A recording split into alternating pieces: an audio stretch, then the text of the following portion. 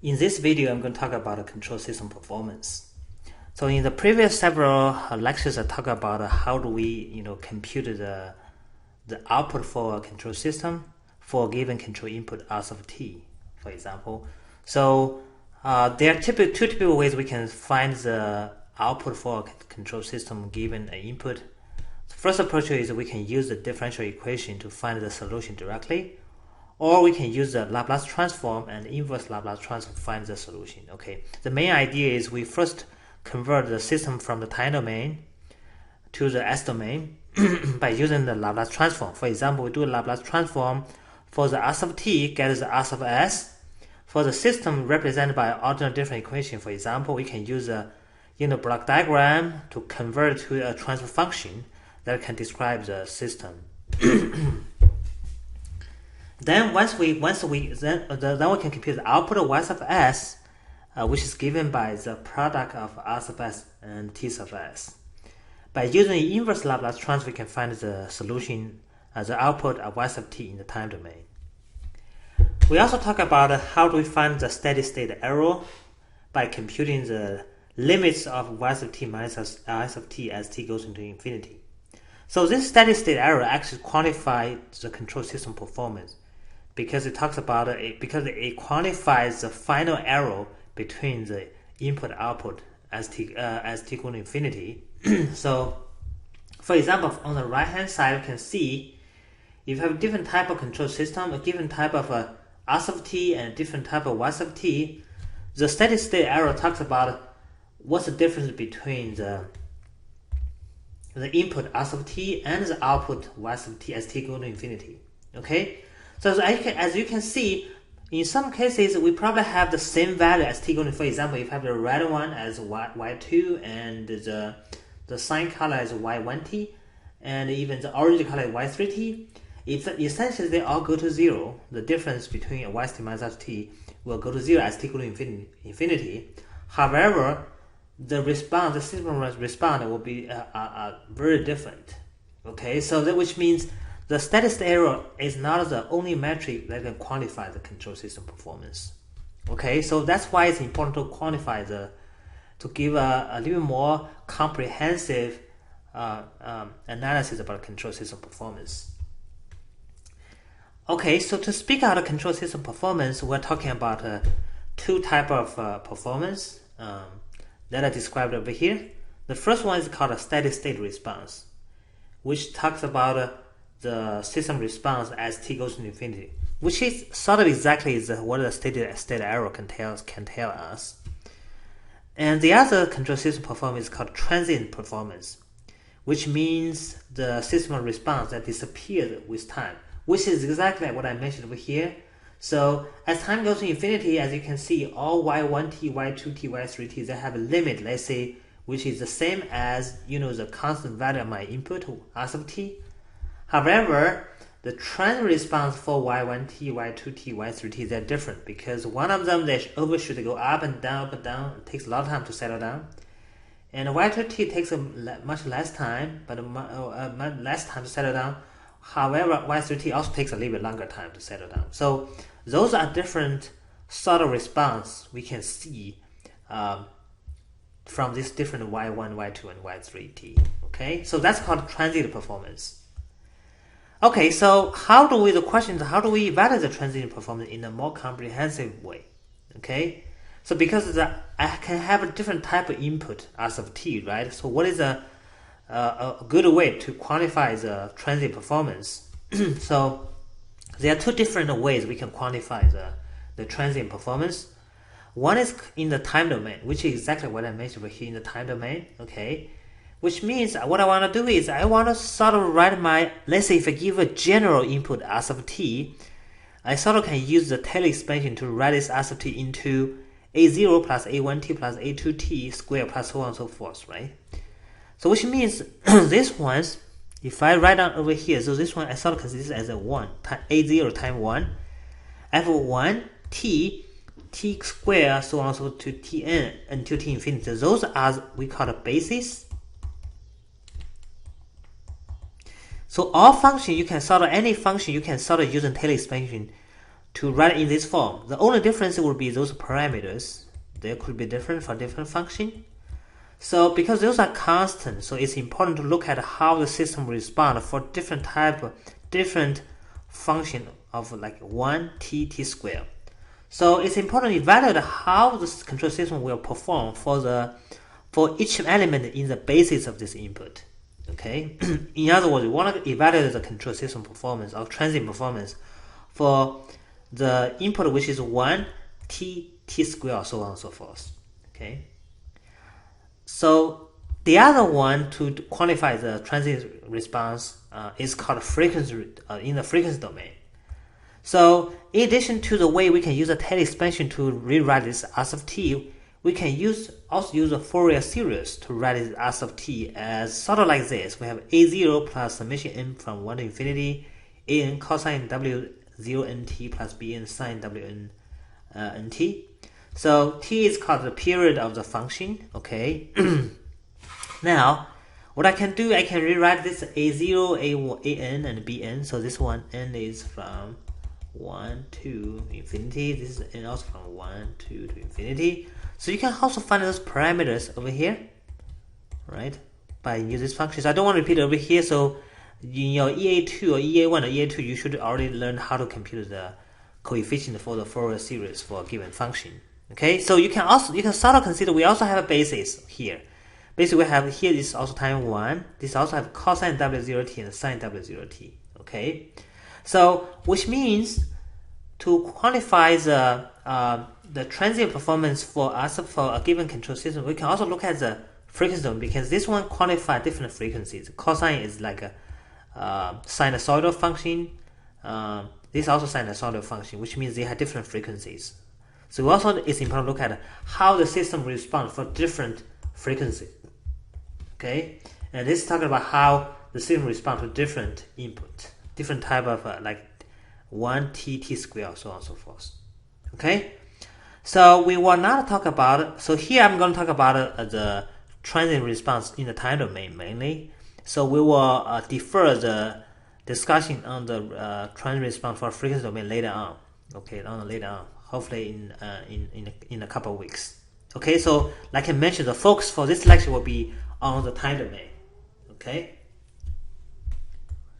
All right. So to talk about the transient response for the linear the control systems, we'll actually talk about different type of systems. We talk about for different time systems how that will respond, how the transient response looks like in the time domain. So we characterize the system as first order system, second order system. You can also sort of have a third order system, as you can imagine. Okay, so the first order system talks about the system given by this is 1 over s plus 1 divided by tau. You basically can tell it's sort of like this. This is called first order system because the highest order you have here is this only s to the 1, so it's first order. So for second order system, we sort of have the denominator is given by, this is s to the q squared, so this is the order is 2, so that we call this a second order system. Okay, so we start with this one. We can also analyze third order system and even higher one, but that's more complex. But first order and second order, they are very fundamental. For higher order system, they can already, for you, if you have 1 over s cubed plus as squared plus 2bs plus c, sort of you can normally write this as 1 divided by s plus maybe let's say d plus s squared plus e s plus f, sort of like that. So that's why you can also split. Then you can use the partial fraction expansion, write this as a over s minus plus d plus so on and so forth. You s squared plus es plus f, so on and so forth. You can do that. bs plus c, of course, we can do that one. So which means you can sort of rewrite this one in sort of this form in either first order system. That's why it's fundamental to look at what's going to happen for the first order and second order system. Okay, so pay attention to here. So we have here, we write this in the 1 over s plus 1 divided by tau. Okay, the reason we write this one as 1 divided by tau, it makes the following transient performance metrics easy to find out, easy to quantify. So pay attention to the difference. So for the second order system, we sort of have this form. It's Wn squared divided by s squared plus 2 zeta Ws plus Wn squared. So this zeta also called damping factor. Okay, right over here. Damping factor. So the reason we have this damping factor because it will provide different performance when we have different damping factor. I'll talk about this one later on. Okay, in the next video for the second order system. So for this lecture, I can focus on the first order system. Okay, only focus on this one. So we have a system whose transfer function is given by 1 over s plus 1 over tau. Okay, so as I mentioned before, so our goal is to look at if I give different type of input. As I mentioned over here is the basis of the input, which is 1 t squared, so on and so forth. What does the output looks like? Okay, so let's here focus on the case 1, which is first order system. The first case is the simple case. We have s of t is given by 1. Okay, here s of t is 1. So if I do Laplace transform, what I have is the s of s is 1 over s. So this is Laplace transform. So in this case, the input actually is given by step. It's just a step. Okay. So in order to compute the output, we want to figure out what the performance looks like for the output, y sub t, right? So let's compute the output. So the output is just given by s of s times 1 over s plus 1 over tau. This is the transfer function times the input. Okay. So by replacing s of s by 1 over s, I have 1 over s times 1 over s plus 1 over tau. So which is 1 divided by s times s plus 1 over tau. Okay. So this one we use a partial fraction expansion. Okay. So because the poles, this one actually look as a poles, okay, to see which case does this fall under. So the poles are, so they have two poles, one is S0, one is S is negative 1 divided by tau. Apparently we assume this tau is finite, is some constant value. So this one is, this is real and distinct.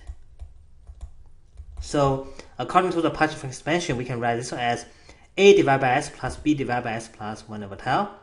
Okay, so this is the way how we compute the a and the b. Okay, I don't want to repeat over here. So you can see how I compute this a and the b. If you don't know how to compute the a and the b, you can follow my previous lecture talking about the partial fraction expansion. Okay, so after computation, you get a is tau, b is negative tau. So we have to just replace a by tau, b by negative tau. So we get which is equal to tau divided by s plus negative tau divided by s plus 1 over tau. So that's my output in the s domain. So to compute the y sub t in the time domain, we just have to do the inverse Laplace transform. By using the linear property of the inverse Laplace transform, we can get the y sub t is the L inverse of tau over s plus L inverse negative tau s plus 1 over tau. So which is, here we can use a table to figure out what is the inverse Laplace transform. So for tau over s, it's just tau. For the negative tau divided by s plus 1 over tau, okay, you can move the negative tau outside. Basically move this outside because this is a constant. And then you have here is L inverse. You can write this one equivalent as negative tau L inverse 1 over s plus 1 over tau. Okay, now this one you can use a table to find out. This is just e minus t over tau. So that's the output is just given by this. Okay. All right, now we can just plot it out to see what's going to happen. Okay, so if I have this ut s of t, let's see s of t, which is the step function, and my y sub t is, of course, when it's less than 0, there's nothing for y sub t. And this y sub t, if we plot it out, when t is 0, for example, t is 0, so this guy is e to the negative 0. E to the 0 is 1.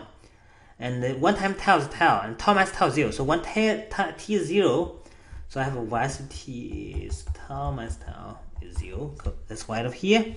So for y sub t, it starts from 0, and it will keep growing until right limited. So limited as t goes to infinity. So as t goes to infinity, so my limit of t goes to infinity, y sub t is tau minus tau e minus t divided by tau. So when t goes to infinity, this guy goes to infinity, and you have negative sign, so it's e to the negative infinity. This becomes 0, so this becomes tau. So as t goes to infinity, go tau, and keep it growing because exponential you go just growing, right, until you reach tau. Okay, this is what it looks like. Okay, now let's take a look at the performance. That's what I mean by the control system performance. So the first of all, the steady state response. Okay, this is steady state response, which is the limit of yt goes of limit of yt as t goes to infinity, which is exactly what I mentioned over here, is system response as t goes to infinity. Okay, if I go back over here, so the limit is just like a computer over here, is just tau. Okay, and you can sort of consider the steady state error is just the actual value of yt minus your input. Input is just r sub t, is a constant, is 1, and the output as t goes to infinity is tau, so the steady state error is tau minus 1. That's can be computed. For the transient response, we have a few parameters, metrics to quantify the steady state the transient response. So one way is called rising time. Okay, rising time is defined as a time from y sub t is just 10% of my final steady state. So this is steady state response to y sub t, which is 0.9. So this is like 10% of my steady state response to 90% of my steady response. How much time it takes for the system to arise from the 10% of the steady state response to 90% of steady response. That's called a rising time. So the rising time is roughly 2 times 2 times the tau. Okay, this is also can be calculated. Okay, so another one is called settling time, which is a time to reach y sub t is 98%. This is 98% of my steady state response. Okay, so how much time does it take for once I start until I reach the time and I'm 98% of the final steady state? Okay, that's called settling time. Okay, so the settling time you can see is longer than the transient time, the rising time. Okay, so the settling time is roughly 4 times tau.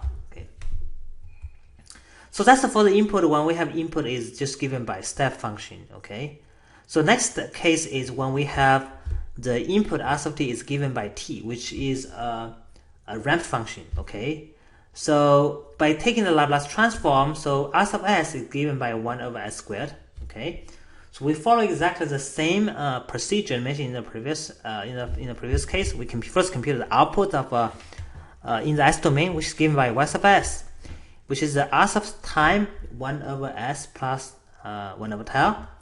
So the 1 out of s is 1 over s squared. So we have 1 over s squared times 1 over s plus 1 over tau.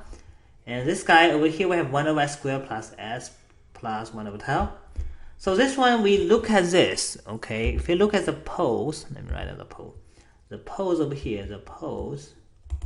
So I have 3 poles, s0, s0, and s is negative 1 over tau, basically. Okay. So for this guy, it's different from this two, so you can use case 1. So you can also check my previous video if we have also repeated poles and also real poles, what's going to happen. You also almost consider this as individual one, okay, because there's only one of them. So you also have c divided by s plus 1 over tau, which is already over here. Then you have s squared, right? S squared can be written as a divided by s plus b divided by s squared. Okay, then you apply this one. This is how you write the. You can use this also use a partial fractional expansion, to figure out the form. Now it just becomes how to compute this a and b and c value. Okay, the c value is very simple. Is you follow the same approach as I mentioned over here for c computation. Okay, which is just the original function times s plus 1 over tau, and the value at s is equal to negative 1 over tau. Okay, figure this one. Once you figure out this c, then you just replace the c by this actual value with tau squared. Assuming you don't know a and b value, but you can this value should be equal to original one, this guy. Okay, you let it set it to be equal. You try to figure out what is the a and b value. Okay, to do that, what I do is you time both sides by this the denominator over here. Okay, so right hand side become 1, left hand side just simplify a little bit. So what I do have over here is s squared plus a over tau times s plus sb plus b over tau plus tau squared s squared, which equal to 1. So if you move all the s squared together, okay, you get this. You move s coefficient together, get this, and then we have a constant over here, right? Because this one has to be equal to 1, so this coefficient must be 0, and this coefficient must be 0, which means have a is negative tau squared, and b is 1, b is, b is tau, b should be tau. B is tau, okay? Then it's down, right? So I have here is a is negative tau squared, and b is tau. Okay, so I replace a by negative tau squared. There was negative tau squared divided by s. B is tau. Okay, so it's a tau over s squared. Okay, plus tau squared. And so c is tau squared over here, divided by s plus 1 over tau. So if I use the inverse Laplace transform, so y sub t is linear property is just an individual one, okay? So the inverse Laplace transform for the first guy is just not negative tau squared. The inverse Laplace for the second one is just tau times t. The inverse Laplace transform for the last one is just plus tau squared e minus 1 over tau times t. Okay, all right. So first let's compute what's the steady state response, okay? The steady response is the limit as t go to infinity, y sub t limit of t go to infinity. I'll copy the whole thing over here. So it is negative tau squared plus tau t plus tau squared e minus 1 over tau times t. So if you look at the limit, so the first limit, this guy is constant. So the limit is just itself. This limit will go to infinity. And this limit will go to 0, right? This go to 0 because this tau squared does not grow.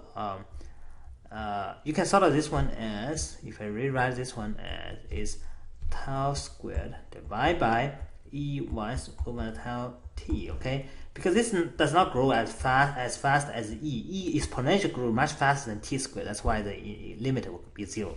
But if apparently this limit will be infinity, so you sort of see the steady state. There's no steady state. Steady will go to infinity. Okay, the steady.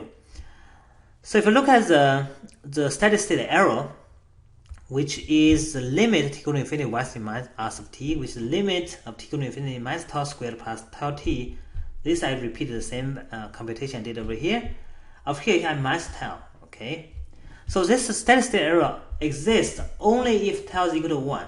Because if tau is equal to 1, this will be cancelled out, right? So this guy is going to infinity, and the steady state error will be just negative tau squared. And in particular, I can also say here, yes, if tau is not equal to 0, the limit will go to infinity, either positive or negative, depending on the tau value. If tau is equal to 1, the limit of yt over this one is r. Yt over r sub t is just negative tau squared, because this will cancel out, and this will be 0, so it's negative tau squared. Okay.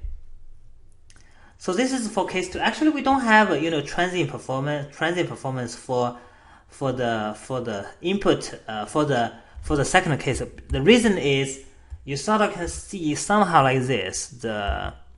If I would draw that out, what is the actual y sub t looks like? Y sub t somehow like this, either going to be somehow like this, or maybe somehow like this. So this is like, draw a different color, somehow like this. So you could have somehow like this is y1t, this is y sub t, could be like this, or it could be y sub t over this. Of course, it could be the case when tau exactly 1, when tau exactly 1, so you could sort of have somehow like this. You have some cases could be something like this, eventually gonna go there.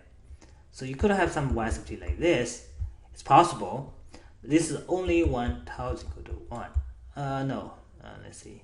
Let me go over here. Let's now compute this way.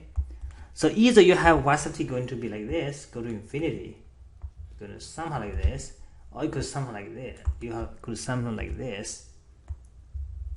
Okay, go to the difference become larger and larger. Or you could have a constant one, because the final difference will be just negative tau squared, right? So my y sub t like this. draw something like this. Maybe go to constant value. So this is just a difference. If I draw it over here, so the difference will be sort of negative tau squared. Okay. So for this one, it's hard to have a transient performance basically. Okay, it's hard to define a metric to quantify transient performance. That's why there's no transient performance when my input is tau. So lastly, we can also look at the input when RT is t squared. So by following exactly the same procedure, we can sort of do the Laplace transform of s of t, which is s of s given by, which is 2 over s cubed, and my output of y sub s is s of s times 1 over s plus 1 over tau, which is 2 over s cubed times 1 over s plus 1 over tau, and is 2 over s cubed times s plus 1 over tau. So this one you can also write this one as using the partial fractional expansion. So you write this as a over s plus b over s squared plus c over s cubed plus d over s plus 1 over tau. And of course, I don't include computation of a and b and c and d, so you can follow the same approach. Okay, you basically first compute d. Okay, d is you set it is ys, so d is ys time s plus minus 1 over tau plus 1 over tau, and you value at s is negative 1 over tau. So once you figure out d, you can just replace d by this actual value, and then you set this one is equal to s of this value, and you try to figure what is the a and b and c value. So that's how you compute that. Okay. So once you figure out, suppose we want to figure out a and b and c d value, we can do the inverse Laplace transform L inverse of ys, which is a plus b t plus c divided by 2t squared plus d times e minus 1 over tau times t. Okay.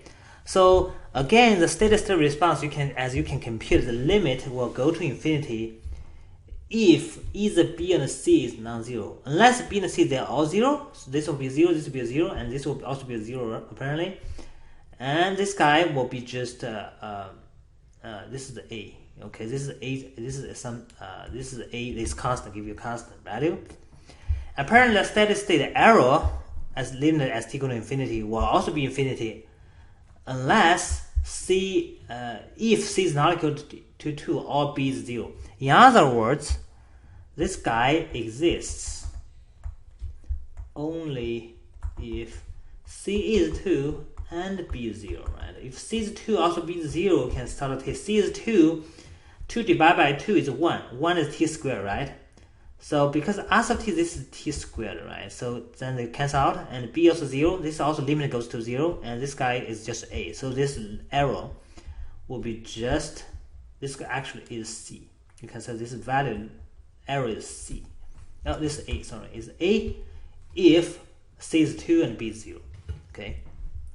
All right, so this is about the for the first order system. We talk about 3 different cases. When input is 1, when input is t, when input is t squared. To summarize, we talk about transient performance. We have a metric for the transient performance for the first type of for the only step input s of t, and we define the 2 type of transient response, the metrics. The first one is rising time, the second one is settling time. Okay, it's fairly easy, it's standard. So you actually, it's already, if I give you a tau, you actually can compute this rising time and settling time by using this way. You don't need to have to actually compute what's the time, exactly how to compute the time when y is 0.1, for example, here and here. You can directly use this one to figure out what is the transient performance and settling performance. Okay, so for case 2, st is t, is a ramp function, or s of t, the input is a t squared. Okay. The steady state response, there's no steady response, okay, and also we don't have a way to quantify the transient performance because it's very hard to compute because it's steady going to infinity. There's no proper metric so far to quantify the transient performance for this type of input. When RT is t, RT squared, you can also imagine when t is RT is t cubed. For any high order one, the same. This one also, let me repeat it here. So those properties also applies to r sub t is t cubed t4 and so on and so forth, which means that the limit will be infinity and status error will be infinity in general.